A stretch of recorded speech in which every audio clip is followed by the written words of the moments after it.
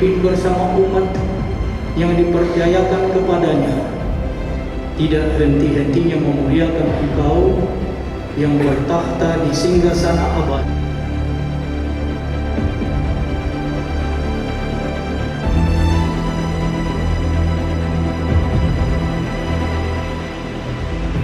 Dan sungguh ada air keluar dari bawah ambang pintu bait suci itu, mengalir menuju ke timur. Sebab bait suci itu juga menghadap ke arah timur. Air itu mengalir dari bawah bagian samping kanan dari bait suci.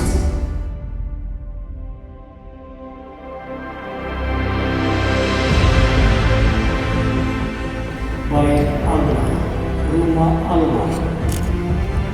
Dalam bacaan yang pertama yang dimaksudkan dengan bait Allah atau rumah Allah adalah gedung megah di Yerusalem